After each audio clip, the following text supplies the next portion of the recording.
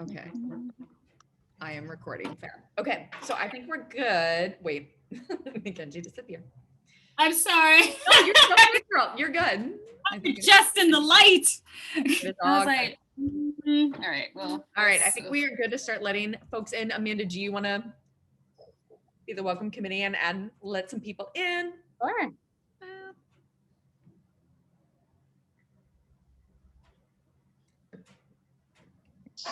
Can they hear me? Hi, Valerie. Hello, everyone. Welcome. Hi. Hi, welcome. For Thank those of you just tuning in, if you could kindly keep yourself muted before we get started. Otherwise, we'll have lots of crazy noise in the background.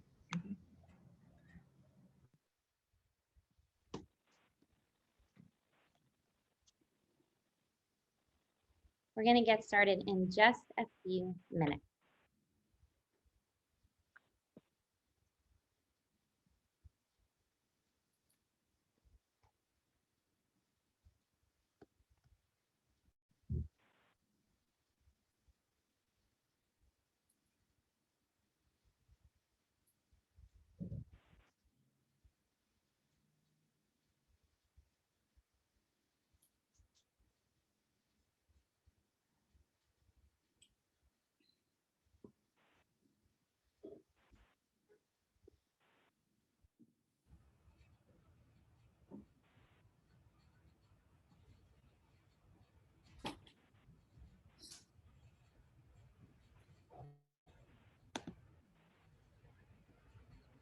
Welcome. Hello, Charlotte. Hi. Hello. Hi, everyone. We're going to get started in just a few minutes. Camera on or off, no big deal.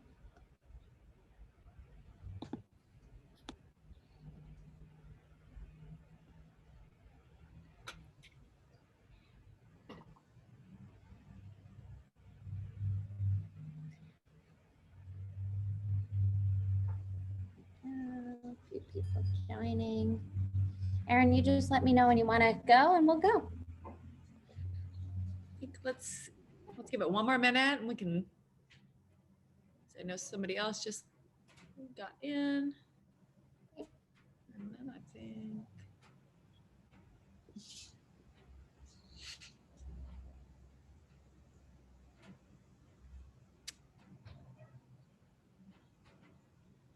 All right, cool. You know what? I think we can get cracking and I'll keep an eye out and we can let our friends in as they kind of pop up. But if you want to go ahead and take it away, Amanda, we can get started. Of course, my pleasure. Hello, everyone, and welcome. We're so glad to have you here today. My name is Amanda, and I am the Chief Experience Officer at a company called Camp. Camp is a retail media company meant to help you answer the question, what should we do today as a family? We have 5 locations, 3 in New York, 1 in South Norwalk, Connecticut, 1 in Dallas, Texas, all of which we opened right before the pandemic hit. And of course, when that happened, all stores shut down, revenue was 0. So we've had a wild year. We're better for it. And I'm sure many of you here have a similar experience, and we're hoping to share those experiences tonight. This is meant to be an informal hang where we just learn about the incredible entrepreneurs that are here on the panel today and share some war stories. This session is going to be recorded, so if you don't want to be seen, just keep your camera off. And the only purpose there is to share with people who can be with us today. Of course, if you're willing, we'd love to see your beautiful faces. We'd love for you to participate. So keep those cameras on and kindly keep yourself muted until we get to questions at the end. I'm going to kick off with some questions for our amazing panel just to get things going. And then we'll open up the floor for questions so that hopefully we can turn this into a conversation and a truly interactive experience. Sound good? Sounds great. Great. Okay, so we have an incredible panel here today. I'm going to ask each of you the same question to start, which is, who are you? And what do you do, or what did you do before the pandemic? Let's start there. And how is your business doing then, before we get into the crazy? We'd like to know life and business before pandemic hit. So let's see. Let's start with you, Erin. Sure. Hello, my name is Erin McConaghy. I am one of the founders of curatedcare.com. We were and still are, thankfully, happily, an online marketplace. We connect families with artists and teachers for souped up babysitting, for enrichment at home lessons, birthday parties. So we have gobs of just incredible, amazing talent on our site. Broadway actors and Juilliard dancers and Rhodes Scholars and skateboarders and scientists and just amazing, awesome humans that you want to have around your kids. So that is what I do. We are turning 5 this April.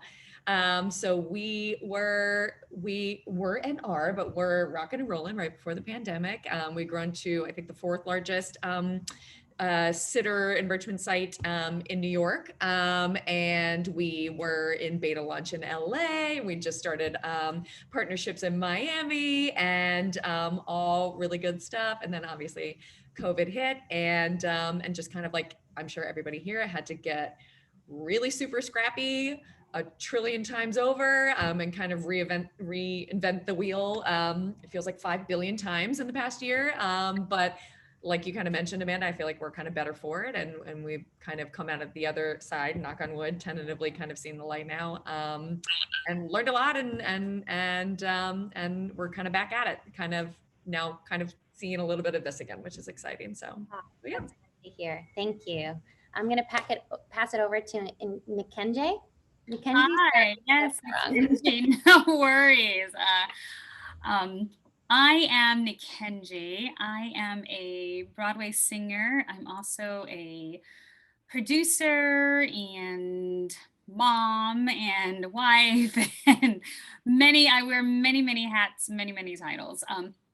When the pandemic happened, it was the day before we were supposed to open our first preview of Carolina Change on Broadway. We were all like set to go. We were in our costumes, about to do a final dress rehearsal for an audience. And then we got stopped. We got the announcement that Broadway was shut down. And we all assumed that Broadway was going to shut down for a couple of weeks, like until they could figure out what to do. No one, I don't think anybody knew that this was going to be a pandemic that was going to affect us like so dramatically over such a long period of time. Broadway is still shut down. The musical that I'm in, Carolina Change, fortunately is the Roundabout Theater at Studio 54 is still very committed to our show, and they keep on moving the date as to when we're going to start back up, and obviously it's all based on when the Broadway League decides to open up Broadway. So as of now, we're scheduled to open in September. Because we've been told that Broadway is supposed to open up during the summertime. So they're trying to think, okay, well, we'll open up a few months after the first initial opening. But yes, so that has been to be doing rehearsals and about to jump into 8 shows a week to absolutely nothing has definitely made me pivot in many ways. As a producer, I've been actually focusing more on producing. I already had a couple of things that I had my hands in, and it's kind of hard to be a family person as well as doing 8 shows a week, being in rehearsals all day from 10 to 6, and then finding time to produce like my passion projects or write or be a part of organizations that I feel very strongly about. And so this pandemic has miraculously allowed me to put more time into the passion projects that seem to have taken a back seat to my performing life. So with that said, I've still been able to perform for, like I did a Christmas concert with Columbus Symphony, and it literally was like just for TV, just for the internet. Everyone had to be like 6 feet apart from each other. I had like a little pod on stage, with all that stuff. So it's amazing to see that some of these venues have still like ventured out into doing live performances, but just in a different way, not with live audience, but virtually. And it's allowed me to focus on my Dorothy Dandridge musical and other projects that I've been doing. So, knock on wood, I'm still working in a way, still teaching more than I used to, because now I have the availability to teach. And so, yeah, I feel very blessed, but also it's been a lot of pivoting and a lot of just grinding and hustling and doing what you need to do to survive in this business, as an artist. Of course. We'll have to dig into that pivoting a little more. It sounds like you got real creative, which is awesome to hear. Mary-Andreé, let's hear from you. Hello, everyone. Okay, so my name is Mary-André Ardouin-Gerrier. It's a very long name, but most people call me Mary, Okay, so I am a mom of 2 boys, Lucas and Leo. Leo is 4. Lucas just turned 11, literally like a week ago. I am also a wife. I am a full-time doctoral candidate at Columbia University. I have my defense date actually scheduled next month. So hopefully in a month I will be a doctor. I am also a professor at CUNY York, and I teach 3 different classes, but they're all health-based. And then I also am the owner and founder of a holistic beauty brand called LovingCulture. And she's been around since 2012. I mean, she's been chugging along, but we relaunched her in 2019. And then interestingly enough, in 2020, things pretty much picked up even more than I had ever imagined it would be, interestingly enough. So it all started with Allure. I guess Allure reposted like my brand. And then I guess it was like Harper's Bazaar, and then it was a few of other things, and then things just picked up. And so, but it all actually, I have to say, let me preface this, packaged free shop. So it's there's this little shop that they're not that little actually, but they're called the packaged free shop. So when I relaunched, I pitched to them. And then they were like, sure, yeah, come on board. Mind you, I only have 1 product, 1 SKU. It's a holistic hair oil. It's a revitalizing organic hair oil. And so they picked up my product, and the interesting thing about them is they're zero waste. We're in the space of zero waste, sustainability, clean, toxic free, minimal packaging. And so they brought me in, and then things also picked up with them. And literally this week we're launching at Nordstrom with them because they're doing a collaboration with Nordstrom. So that's pretty exciting. But then also there was a couple of like beauty bloggers, like Restroom Rituals, who literally, they just started blogging during the pandemic. She started blogging during the pandemic specifically, and she just like fell in love with my hair oil.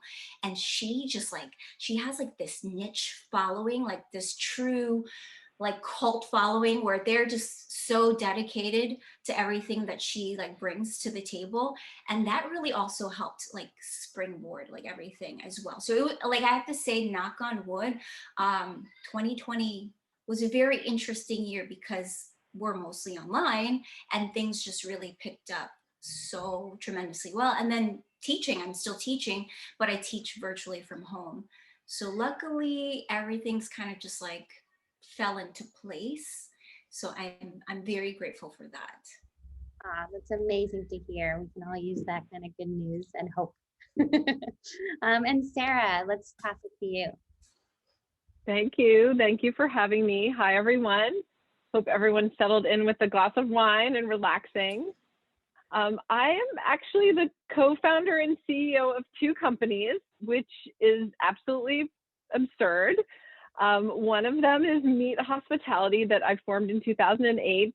When I left Starwood Hotels, I wanted to reinvent how people gather for meetings, and created a space that had soft seating and great technology, and a focus on incredible service. So I've had that business for a while, and we could talk about it's exploded during the pandemic, which is really ironic because people aren't really having meetings.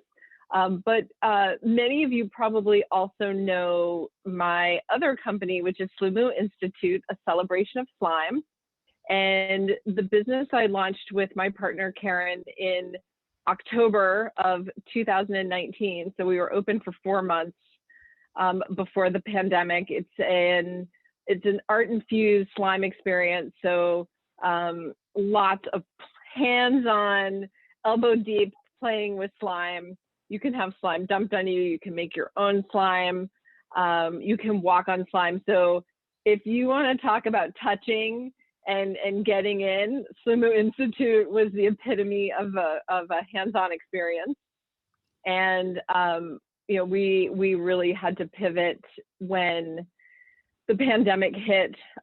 We had a lot of success in the first 4 months, and that really carried us through. So we're very thankful for that. I'm also mom to 2 girls, a 13-year-old and a 9-year-old. And you know, when you want to start about entrepreneur moms balancing things, my older daughter is disabled. She has a rare genetic disorder. And my husband and partner of over 20 years had a stroke 5 years ago, and he's severely disabled.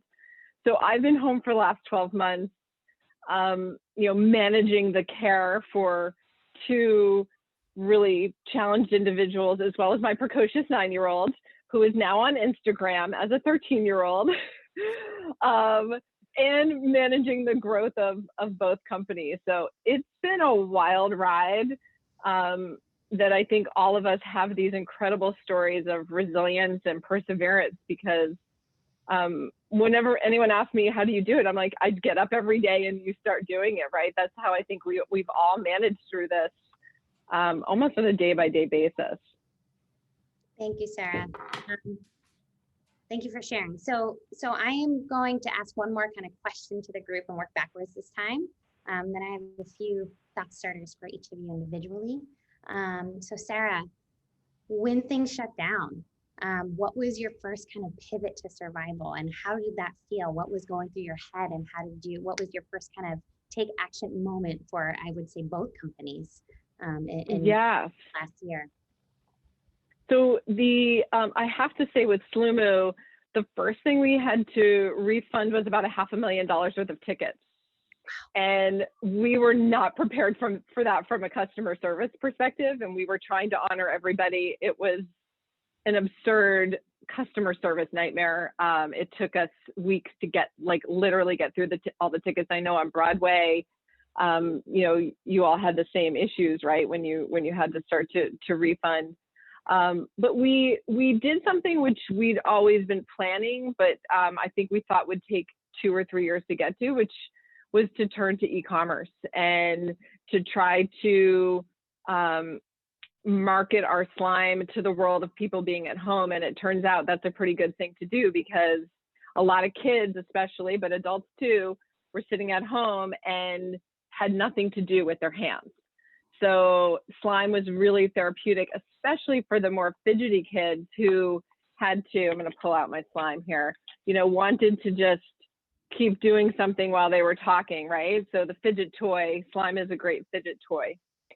So we focused on that and miraculously ended up with 1 million TikTok followers. Don't ask me how you get them, because there's some strange algorithm in the system. But we did use social media, and then we started to create online classes and a whole curriculum that has been one of the most rewarding parts of this experience of pivoting during the pandemic, that there were a lot of kids out there feeling lonely, and they were really passionate about slime. And when we were able to bring them together, we were doing these 6-week after school programs, 1 day a week. The kids have actually signed up every semester. They just keep signing up because they all want to be together. And it's a group, you know, these groups of like-minded slimers, and they've been making slime, learning how to, learning all the science behind it. So that's been a really remarkable moment for us, and one that we hope isn't going to die when people go back to in real life, right? But it's been great to see that the willingness of parents to really take the risk with the online classes, or as I say, they started out by having us babysit their kids for an hour before dinner while they were making dinner, and then ended up the kids really liked it. Amazing. I feel you on that. Virtual experiences are so special in their own way. And I'm so glad to hear you were able to bring that to so many kids. Mary-André, I'll bring the same question to you. So everything shut down. What did you do next? Everything shut down. Well, we had to transition our oldest son to virtual learning, which was a very interesting thing. Literally, it was like right before his birthday, and we just had to just pivot that. I think that was probably the most challenging out of everything. It's like running a business is one thing. Having lots of college students to manage is another thing. Having a doctoral, being in a doctoral program is another thing. But parenting, it's like on a whole nother level, And so it just transitioning and having him fully virtual. I mean, he did really well with it. Initially, there was a couple bumps, and then fall came and he literally just went right into it. But we're at the point where we're like, okay, it's time for you to join your friends and go to school. And then the hard part also was our little one, who was 3 at the time. He was supposed to be starting school in this past fall. So that was supposed to be like his first nursery kind of preschool experience, which he totally missed. And now he has these virtual sessions with his teachers, and it's it works, but obviously we can't do it all day. It's only for an hour at a time. So that's just been a very interesting and probably the hardest part of this whole pivoting and working through the shutdown. But in regards to the business, luckily everything was already remote, everything was already online. And then just pivoting with my students and just having them, it's now I just get a lot of emails of professor. Like today was midterms, and I got at least a good 15 emails about that, and why can't I open up this file and this and that. And so that was a very interesting thing. But aside from that, I mean, just the parenting side of it's been very interesting. And you had mentioned earlier that you saw a very quick increase in demand in 2020. How were you able to navigate that quickly? Were you able to meet it, or were there some growing pains involved? So interestingly enough, I was, prior to our relaunch in 2019, I was in a program, it was an incubator program that helps to small businesses in Harlem, because at the time I was living in Harlem, to scale up their business. And it was a partnership. It's called Harlem Park to Park, in collaboration with the Columbia Small Business Development Center through the Columbia Business School.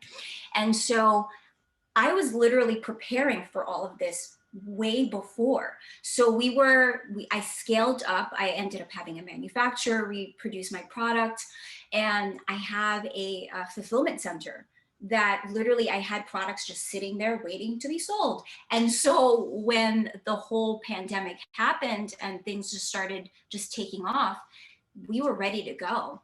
I was very fortunate that my fulfillment center was don't worry, we got you. Let's go, let's do this. And things were just moving just quickly. And so everything pretty much was just preparing itself for all of this. It was the craziest thing ever. Because I know, speaking to a lot of other small businesses, that while the press and the publicity was great for a lot of small businesses struggled with just the manufacturing and the production side of it, trying to keep up. Because I know some small businesses who they still make their products from home. And so now think, for example, you get 2,000 people come to your website and all of a sudden they place orders. If they weren't prepared for that, some of them really took a hit.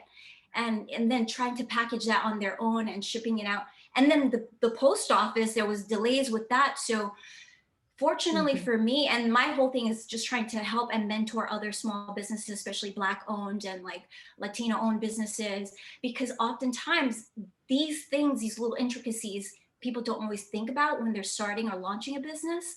And so that mentorship, I think, is critical. Because oftentimes people will be oh, just start a business. It's okay. It's just, but there's all these other little kinks that we have to work through. And luckily I was able to, through a lot of insight and just trial and error and being around for so long and just waiting for things to pick up at some point. So it worked out. So I think that's something that I really learned, and I really want to continue to help other small businesses with that. That's amazing. Very cool. Nikenji, Broadway shut down. You thought it was 2 weeks and then it was over a year. What happened? You alluded to it before, but what were some of the things you did to pivot? And did you find that you unlocked some creative potential that maybe you weren't navigating before? Yes, absolutely.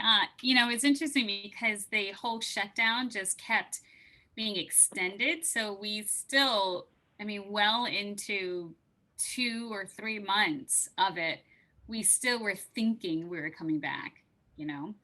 So that's a little weird because you're in limbo thinking, oh, okay, like just another couple of weeks, or we're still waiting to hear back just another month. And I almost feel like it probably would have been easier if we just, shut down, like we're closed for a year. You know what I mean? But with that said, being in limbo of that was definitely one of those situations that you're just like, okay, waiting for that email notification from the producer. Like, what is that email going to tell us? And while I was kind of like on pins and needles with that, I was also, as Mary had mentioned, pivoting my child to online. My daughter was in kindergarten and she was in a Spanish immersion school. And suddenly she had to be on the computer all day long. And that was, she was 5. So, I know some people do it because they have to, but for me, I was like, I can't just put her in front of a computer from 8:30 to 2:30 without any supervision. So I started kind of being there with her, trying to do my stuff and realizing that being productive was not going to happen. So I ended up having to get a sitter to sort of help with some of that because my husband is out of town like every other week. So I call it like my every other week is like my single mom's week because my husband's not here. And so I'm getting a sitter to help. Fortunately, I was blessed to have a sitter who not only was a great sitter, but also was like a dancer, who also was a gymnast back in the day. And so like all these little extra activities that I did for my daughter, like dance classes, gymnastics, all that stuff that suddenly went virtual, she would be there to kind of like assist with that or like do the gymnastics or help her with the tap or help her with that. I was like, oh my God, please don't leave me. I love you. So she was like a godsend. And so that allowed me, because I said to myself, all right, I can't really afford to have a sitter to be here like on a daily basis. But then I also had to decide, do I stay and focus on being a mom, or do I try and have the best of both worlds, which is being a great mom, but then also like allowing myself to have time to develop projects that I was developing. So with that said, I had that sitter come in like half a day so that those hours I would set aside to like be in another room and focus on developing my projects. And with that said, we finished the full script and music for Dorothy Dandridge musical that we are targeting to bring to Broadway. During that time period, I was able to get a Moss Musical Theater to commit to doing labs and readings. We've about to go into the studio to record demos of it. So like so much has happened for the Dorothy Dandridge musical that I probably wouldn't have had the time to invest and the time to actually focus in if I was doing 8 shows a week, so it was like, it was a weird, it was a weird situation. So I got a chance to be able to develop that. Then I also started becoming, I got commissioned to write a new musical that I'm actually doing right now. And then teaching was always sort of like a side thing, not a side thing like on purpose, but just because my performing schedule was always so hectic. And so, but I love to teach. So I'd always find time to do like a few students a week. But now when I was virtual, I was able to take on more students a week. And so in addition, because of students leaving, as we all know, once COVID hit, families were like going to the suburbs. They're like, see you later. And the school that my daughter was going to ended up having only like 2 or 3 students for first grade for this year. So I ended up having to move my daughter to a different school that I knew was going to have, she'd be able to go to school on site. They had all of these things in place to keep everyone safe. And so that she'd go to school on site. There was only 5 kids on site and like 6 kids virtual. And at the same time, because of my experience and like my business experience before I became a singer, I was able to work out with her school that I would be a teacher for their public speaking and leadership classes, as well as a teacher of their Broadway musicals and more class. So I ended up expanding my teaching to actually teaching at her private school. So which was wonderful, because then I'm now teaching these amazing kids, like how to, speak up and be leaders of like tomorrow. And it's just so inspiring. And these were ideas that I just kind of thought of doing because of the pandemic.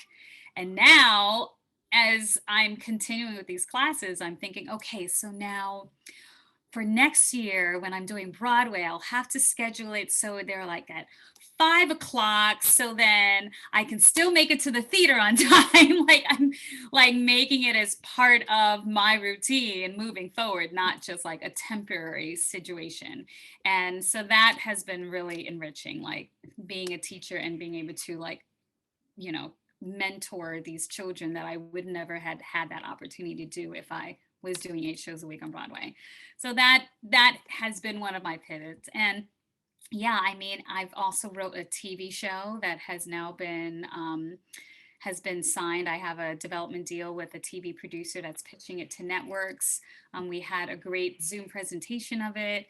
I've worked on the marketing and the presentation of it and the characters, and like we've done like 10 series. So like all of this stuff, I would have never had a chance to do if I was doing Broadway. And so now I can go back to Broadway knowing that I have all these projects that are now developing that I've actually had the time to invest and develop them during the pandemic. And now they're all kind of like up and running and ready to go.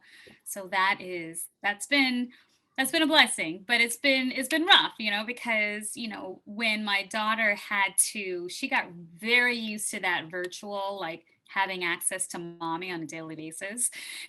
And so when we had to move her to the new school, of course, like, I don't want to go to a new school. I want to be with my friends. Well, your friends aren't here because they all left.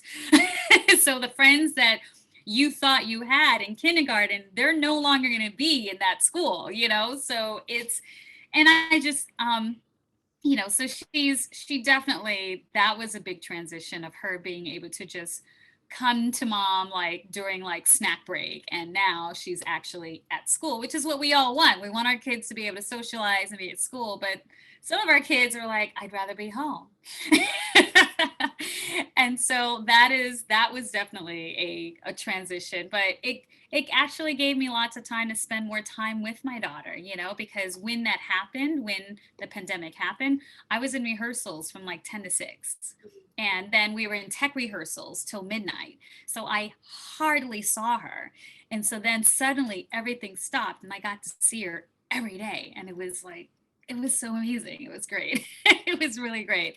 And when my husband is home these off weeks, he's home all day. So now I get to see him versus being at the theater all day. So it's given us a chance to really focus on family and what's important and reaching out to friends and family members that you didn't really keep in touch with all the time because life was always so busy, always making you busy. And now you're kind of slowing down, but slowing down in a good way, because I always call it like slow and steady, because there is no deadline.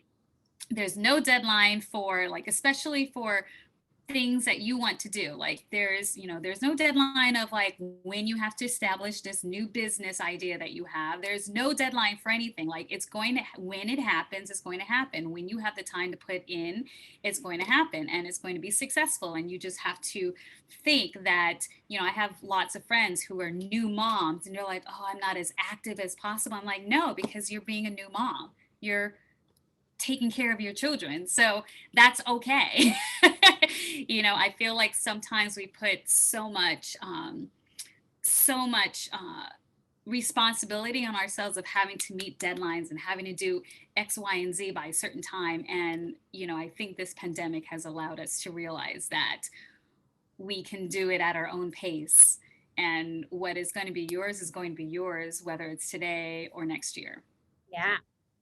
Amazing. Thank you for sharing. We need to refer your sitter to curated care. I hope you took some notes, Erin. Pulling on my heartstrings. I was like, oh, tap gymnastics. Yeah. Yeah. Perfect. I know. So, Erin, same question to you. I mean, one could argue, and all the moms here probably would say the same, is that the world probably needed curated care more than ever in 2020. Yeah, yeah, it was a bonkers time. I mean, I will say quickly, just personally, like kind of everybody has touched on here. So just like on a personal mom level. So I have a 5-year-old. In March, when it was like, oh my God, we're shutting down, like this might be a real thing. We moved apartments. I was 8 months pregnant, but a 5-year-old who was doing virtual. So everything was pretty cuckoo from like a personal perspective, but then you kind of just had to, like everybody did, you had to sort of like compartmentalize everything. So you had to tackle this and you got to kind of get that to like sort of a workable place, and then you do something else. And so, yeah, personally nuts. And then with curated care, it was so interesting because curated care is a marketplace, right? And families can book kid experts, what we call everyone on the site, for a variety of different things. And everybody was at a different comfort level. And it was so wild to see, when you have a marketplace, when you have an online marketplace, it really is this like own little ecosystem. And so it was so nuts to have this purview into everybody's kind of individual situation. And so it really was wild to see, on one end of the spectrum, I feel like, it got people were clamoring for childcare because suddenly their schools were closed and they were clamoring for some semblance of help, but also like enrichment for their kids. And so on the one hand, it became sort of like, we saw sort of an uptick in people booking, one-on-one for their kid or helping with school. And then, on the other end of the spectrum, we certainly had a lot of kid experts and a lot of family members that were understandably very nervous to do anything in person. And eventually I think it kind of all got that way. And so we did the obvious pivot to offering virtual sessions. And that was really interesting to see, I think, because again, it runs the gamut. Like our product is that marketplace, but not necessarily the specific experience that you are going to purchase. That's the beauty of it, is kid experts can offer whatever experience it is that they are looking to offer, and families can book whatever it is they're looking to book. And so it was super interesting because from a virtual perspective, I think we saw people booking what you would imagine, like, some virtual tutoring or a chess lesson or a music lesson or whatever it was. But then it was so interesting because it became very obvious that really what kids needed was like one-on-one attention. So even though it was great to get this structured enrichment, like what became the secret sauce, I think, is that there were so many really great, thank God, on our platform and other platforms, like really great virtual options of things that you could do, classes and just really cool things. And everyone got scrappy and creative. But what became really like a more of a home run for us was this idea of like, I just want to book this awesome, cool person. And I like for my kid to have an hour and a half, and my kid loves, you know, ballet and gymnastics, and they're also kind of into Minecraft, and they love The Descendants. And like, can you just give them a really great experience? Like, can they just get some FaceTime, even if it's on a computer? And so that's actually what we ended up seeing being booked the most, was like, it wasn't even really this structured virtual. It was really like, my kid needs some attention, because I think we were all kind of in the same boat of having to do 5 million things at the exact same time. So yeah, so it was, you know, I mean, it was very similar to what everybody kind of said here. And I think we learned a lot, and we saw really, you know, really got a very candid glimpse into the heart of like what makes this marketplace tick, and really like what is that like sweet sauce between kid experts and families that we see on the site. So we kind of better know how to facilitate that and market that and help, you know, we're weirdly, we are building an app. So we just decided to go like balls in, and we're like, you know what, let's invest a little cash, and the time that we don't have, like, we're somehow going to create this app. But we've come up some really cool creative things with regards to this app that we would not have had the wherewithal to implement. Like, I think it's actually going to be a more innovative marketplace and app because of the insane year that we've had. So nuts but good. Yeah. Amazing. It's 8:13 and time is flying.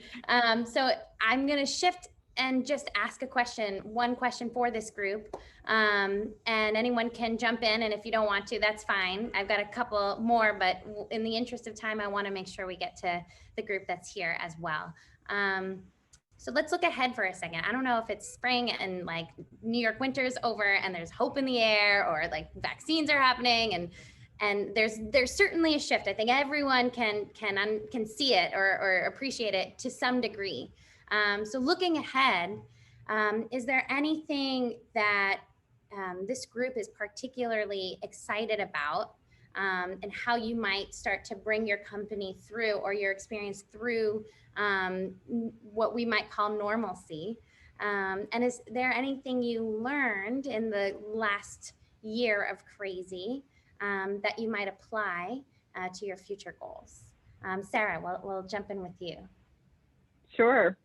Well, I'll start by saying that I think, echoing what Erin said, like, we've actually been investing and going out and putting money behind things that we believe in. And that's been very scary, but a really good feeling, knowing that we're hopefully going to open, you know, ahead of the curve, having made investments in the business that we didn't necessarily do before. So just as an example, we're investing in a little, we're creating part of our space to have a shooting studio or a film studio, so we can make TikToks and digital assets a little more professionally than we were doing before. We're investing in a party room so people can have birthdays in the space, which it seems really obvious, kind of hard to carve out in the amount of space that we have, but we believe that people are just going to want to come back together really, really, really quickly, and kind of glom onto that ability to be together. We've also invested in our people, the people who are showing up every day. And so we are open at 25% capacity, and we have brave individuals who are with us in the beginning and you know, came back when we reopened. We're doing training for them, and we're really trying to support them as part of our team. You know, I sometimes joke that we're open on days when we're just employing people because we're not making any money, but I want to keep everyone working. So if we kind of break even, I'm all right with it, because our staff is the heart of what we do. And I'm a New Yorker, and I want to keep New York working as much as I can. So I think those are, when you look at your company's principles and even your personal values, you can start to tap into them and say, yeah, that's what got us through, and that's what we want to invest in moving forward. Yeah. Awesome. Does anyone else want to jump in? I mean, I will definitely echo what Sara just said, in that we're predicting the same thing. I mean, and I think everybody feels it, in that I think that people are gonna wanna, the pendulum is gonna swing. And I mean, Lord, when we all can just group hug, like, oof, we're all gonna group hug. Like, I think there is gonna be this clamoring for, obviously, like, socializing and being together and seeing each other's lovely faces in person, as great as it is to see you all right now on this computer screen. And so I think that we have brought some new product and innovation from this experience, for sure. But I think that it's just interesting, because it really came, like, it was like a 360. Like, I think we will end up back where we were, with our main focus and product, our like MVP really being that in-person experience, even though we'll have elements of what we've kind of added. But I think, I mean, I've joked before with like my friends of like, I certainly understand the need to get out of the city when all this happened and everyone had to do what they had to do. But I mean, after the Spanish flu of 1918 was the Roaring 20s, and I am not going to miss that. Like, I am in New York for that. And I feel like I believe that there will be, yes, like that type Yes. be that right. And I think that I am so thrilled to be, you know, at the head of a company that helps facilitate not just like, yes, moms and dads going out and finding a great sitter or a great, you know, but also I think even for our kids, like, oh my gosh, I want my kids around 5 million amazing people. Like, I can't wait to, I mean, my daughter's experience versus my 11-month-old's is so different, because I think by the time she was a year old, she had had like 30 different kid expert babysitters, you know, and like Broadway actors, just amazing people. And he's really had not many. So yeah, so I think that we're really looking very optimistically at that, what that looks like. And I think that will be the case of everyone coming back together physically. Amazing. Yeah, I'll jump in too. I mean, just to piggyback on Erin and Sara, it definitely, you already see, I mean, as an actress, I'm already getting bookings for next year. So, you know, a lot of these symphonies are like, okay, we're definitely going to be doing this. Things that concerts that had gotten canceled are now like being rescheduled. So like they're ready. These venues are ready to do live concerts for, you know, an audience that's actually going to be sitting there like watching a show, you know. So it's very it makes me very optimistic when I'm like signing contracts for next year. You know, it makes me very optimistic to know that what I was doing, you know, now with the virtual teaching, I can still actually do. Like, for example, when I did a holiday concert in Montana, and then I also did a concert in Columbia, Columbus, not Columbia, Columbus, Ohio, although I'd love to go to Columbia. And I still was able to keep my schedule of students virtually. And so I thought, well, wouldn't that be pretty amazing if I can still continue to teach? You know, I'd love to obviously teach in person, but when I'm doing private lessons for voice and piano lessons, I can do that virtually. And if I have to go away for the weekend, you know, to sing with a symphony, I can still keep that schedule and still be consistent with these students, because they're used to the virtual learning now. And so we've trained these students to learn virtually, and not just, you know, like kids, but adults too. So it's very optimistic in a way of knowing that, like, hey, there's going to be like another layer of work that I can still do even when I'm traveling. Because, you know, 2 years ago, if you mentioned like teaching a piano lesson or a voice lesson virtually, they'd be like, huh? And now they're like, yeah, absolutely. Yeah. When do we do it? So it's the pivot has been not a temporary pivot, but like a long lasting pivot that I can actually include in my schedule. So I'm very, very happy and optimistic that things are going to start normalizing, but not so normalized in the way that we're used to it, because I feel that the normalcy that we're used to has turned into a new phase of what we consider normal and what we expect accept as normal. And I think it's an improvement to what we were used to before. It's a lot to be excited about. Mary-André, would you like to take us home before I open it up to the group? Sure. I'll just briefly just say that I'm definitely looking forward to being done being a student. Like I've been in grad school, like I literally got back into grad school, did the master's program in 2014 to 2015, did it full time. So in a year, I got my master's degree. Mind you, I hadn't been in school in like almost a decade. And then I got right into the doctoral program. So I'm excited to be done with being a student. Like the past 7 years of my life, my child who's 11, all he's known is, "Mommy, you've been in school." Like literally. And the interesting thing is, like, I had to, which I totally forgot, that I was collecting data during the pandemic. So that was a very big pivot for me. Totally, for like, it just shows you how like I've just been so in the zone, like I totally zoned that out. And then the fact that I've been working late at nights, like because to have the child and be able to write a dissertation. So I'm excited to be done with that. But then in regards to LovingCulture, we just expand, take over the world, you know? We're already in Australia. We launched with this zero waste brand in Australia. So we're super excited about that. We're in Canada right now.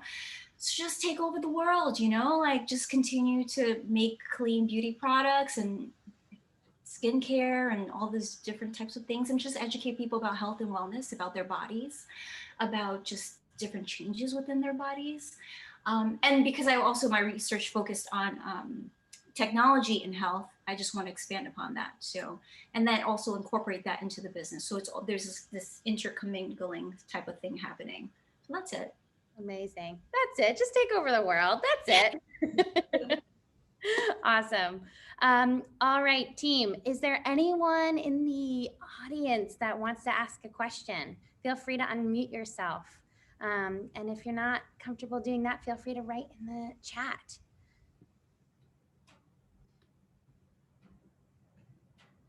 And if no one has a question, I could just keep asking questions. Well, for now, I will ask another question, but if you want to raise the virtual hand or put something in the chat, I will come back to you. All of you have touched on being moms in COVID, in addition to being incredible entrepreneurs, as if that's just like this thing that you're doing. But that is a massive challenge and undertaking. And it sounds like everyone here has done it with such grace and in a way that didn't ever fully compromise all of the incredible visionary work that you're doing.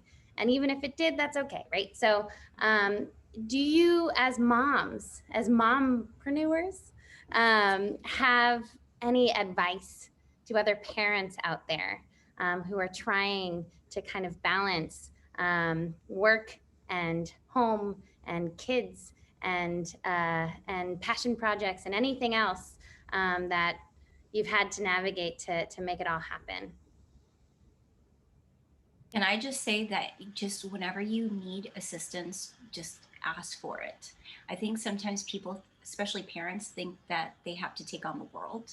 And sometimes there's this fear of asking for help. And I think this past year has taught us that you may need to ask for help. As many of you have mentioned, there is importance to having a really good sitter, to having extra hands, you know, all hands on deck. But sometimes we have this unnecessary pressure that if we ask for help, it's a sign of weakness. So it's okay to ask for help.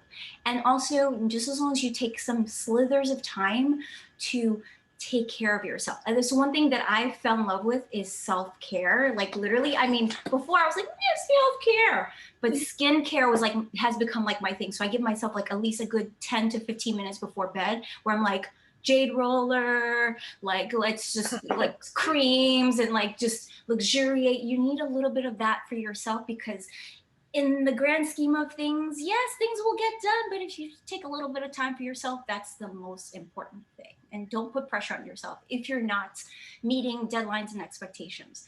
That's what I've learned the past 11 years of being a parent. Yeah, I will say too that I think similarly, I think that also applies not necessarily like a jade roller for your child, but like this notion of like apply 10 like solid focus minutes a day. Because what I found myself doing is, and I think a lot of people did this, is like your, if, I mean, honestly, like for a while there, it felt like just like an avalanche or like you're trying to board like a high speed train. I mean, trying to do all these things at the same time was crazy. And so I felt like I constantly had my daughter asking for things and then my son, you know, needed things. And, but I found if I like took like 5 to 10 minutes to be like, okay, like it's you and me time. Like I'm like, if I would carve out like barely any time, but like, it's just you and me and like, what do you want to do? Like, do you want to play hide and seek? What do you want to do? Like if I would give her those like you know, bridled moments of like it's just us, even if it was like 5 minutes, and that bought me like 4 hours of like we're gonna do this again like at 4 o'clock. And then I didn't feel ridden with guilt, and she knew that, you know, she was gonna get some attention. So I think also even that, like how powerful 10 minutes just to like do a little like love on your face, like it's similar in that like it just takes like 5 to 10 really solid minutes. I think that made like a very big difference for sure. Yeah. Ooh, Sarah, I don't think we can hear you. Sorry, I had some background noise, so I muted. I was going to add that my comment, because a lot of us are type A overachiever, go-getters type people. That's kind of who becomes an entrepreneur, right? Is someone who doesn't want to hold back. And what I found balancing, you know, this major family life that I have and my work life is I'm not always an A. Like I might go to a meeting and nail it and I'm an A and like good one. And meanwhile, my daughter's like, I don't want to do my homework. I'm like, great, don't do it. Like, you know what? I don't have the energy. Like, we'll do it tomorrow. And so I think that ability to say like, I'm going to be a B for this moment and it's going to be okay. And the same thing for work. I was like, it's 5 o'clock. I needed to cook dinner last night. And my partner was on the phone with me and it was just, and she goes, did you hear my idea? And I was like, nope. Can you say it again? Like, is it, you know, and we were on with someone else. And I was like, I told you I was cooking dinner and like, this is kind of where we're at. So that ability to say, I'm an A at moments and then I'm a B at moments and it's going to be okay has helped me a lot, like gotten rid of a lot of the guilt and I'm, you know, everyone's going to be okay. Mm-hmm. Kenji, would you like to bring it home? And it looks like we've got a couple questions for you in the chat as well. So maybe you can. Yes, I'll bring it home. I mean, it really is about, you know, carving time. I mean, I'm reiterating what everyone has said, but like, I used to start making, you know, just like you make an appointment to go to the doctor's office, or just like you make an appointment to go get your nails done or whatever. You make an appointment to set aside time to do work for whatever your project is. You know, I actually would put it in my schedule as appointments, you know, it's time for me to do some writing now, you know, so I'm like obsessed with like my, like looking at I'm like nothing without my calendar. And so for me, I put everything in the calendar. And then I even sometimes will carve out time. Okay, here's the time, like Erin mentioned, here's the time for me and my daughter, Jazara. We are going to do, I schedule play dates. I have like like every weekend we're doing something, you know, even if it's like a play date or going to the park or whatever. So as a parent, you know, I know that I've already carved out time for like the projects I'm working on. And now, because I've been successful in being focused in that time, I now can be like fully present for my daughter, you know, because they know the difference when you're not present. They know when they're talking to you and you're like, yeah, yeah. Oh, what did you say? You know what I mean? So it's important, especially, you know, when they're at a younger age and they're, you know, they need you more versus I feel like when they're older, they start to be a little more independent and, you know, they want to do things on their own. But I have a 6-year-old and she still is very much like, oh no, I can do this for myself. I'm like, Okay. So I actually take advantage of the fact that she can do X, Y, and Z by herself. Great. So while you're doing that, I'll be getting myself ready, and then we're both going to get ready together, and we'll be able to leave the house in time to take you to school. So it's just all of that. I know there was a question in there in the chat about advice to singers and actors like post pandemic. I'd love to find out, is it for, okay, I'm just going to generalize now because, obviously it depends on like where you're at as an actor or a singer. Like, are you at the point where you are a union and you're just starting to do auditions, or you've been fully established and now you're trying to like get your feet back into the swing of things? But, for me, I would say like just apply for everything. I don't know if, for actors who may not have management or agents, like Actors Access, casting networks, like just be like sending your stuff, submitting yourself to everything. And then, it's good to just like, once they start coming back and you start getting accepted for jobs, great.